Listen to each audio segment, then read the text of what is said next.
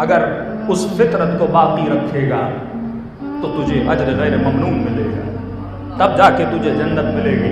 لیکن اگر تو فطرت کو مست کر دے گا تو انسان کبھی بھی جنت تجھے نصیب نہیں ہوگی۔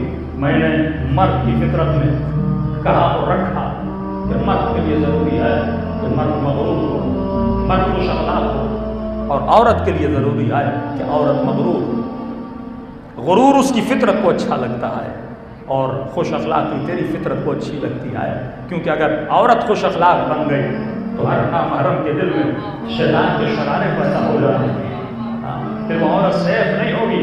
مرد کے لیے ہے کہ مرد بہادر ہو اور عورت کے لیے ہے کہ عورت بزدل ہو، کہ اسی کی فطرت اور اس کی بھلائی میں ہے کہ وہ بزدل رہے۔ کوئی عورت کہے کہ رات کے اندھیرے میں نکل کے باہر چلی جاؤں گی، اور شوہر کو کہے کہ میاں جی آپ بیٹھ جائیے، چھت پہ چور آیا ہے میں لڑنے جاتی ہوں، تو اگر عورت ایسی بن جائے وہ اپنی فطرت کو مست کر دے گی۔ اس ملک میں جتنے واقعات ہو رہے ہیں یہ اس لیے ہو رہے ہیں کہ عورت نے اپنی فطرت کو چھوڑ دیا۔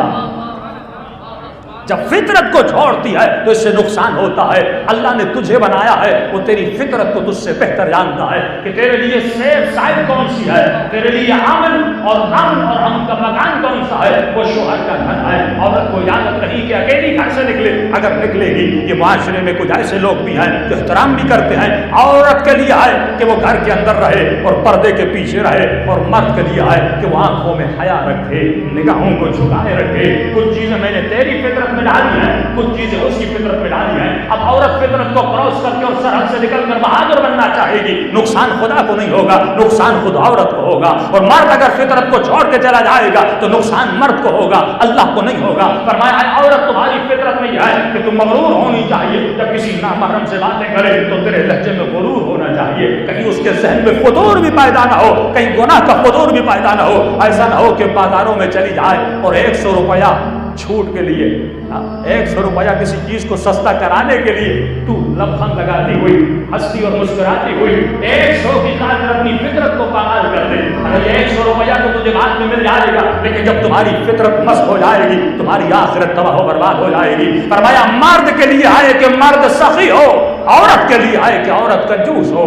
اگر مرد کنجوس ہو جائے تو اس سے بیوی بھی نفرت کرے گی، اس سے بچے بھی نفرت کریں گے کہ باپ گھر میں کچھ لاتا نہیں ہے، شوہر میرے لیے کپڑے نہیں لاتا، میرے لیے جویلری نہیں لاتا، ارے فلاں فلاں فلاں فلاں چیز لیتا ہے لیکن اتنا کنجوس ہے۔ تو فرمایا کنجوس مرد سے بیوی بھی بیدار ہے، بچے بھی بیدار ہے، لیکن مرد سخی ہونا چاہیے۔ عورت کے لیے ہے کہ عورت کنجوس ہونی چاہیے، کیونکہ اگر عورت سخی بن گئی تو مرد فقیر بن جائے گا۔ چلا کر پوچھے گا پرسوں سیلری دے کر گیا تھا، سیلری کہاں گئی؟ کہ بھائی آیا تھا، پیسوں کی ضرورت تھی، بھائی کو دے دیا، بہن کو دے دیا۔ اگر یہ حال ہوگا، یہاں تک فرمایا اگر مرد کا پیسہ عورت کے ہاتھوں میں ہے اپنے شوہر کے اجازت کے بغیر یہ کسی فقیر کو بھی نہیں دے سکتی، کیونکہ گھر کے نظام کو بچانا ہے تو ان قانونوں پہ عمل کرنا ہے۔ فرمایا مرد کے لیے ہے کہ حاکم ہو، الرجال قوامون علی النساء، مرد حاکم ہو، عورت محکوم ہو۔ حاکمیت کا مطلب کیا ہے؟ حاکم ہو یعنی میں نے اس پہ نفقے کو واجب کیا، مرد کی ڈیوٹی ہے یہ کمانے جائے،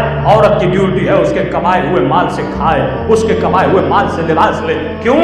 کیونکہ جو ہاتھ کھلاتا ہے وہ حاکم رہتا ہے، جو کھاتا ہے وہ غلام رہتا ہے۔ اسی لیے روایت میں ہمیشہ کھلایا ہے، کسی سے لیا نہیں ہے۔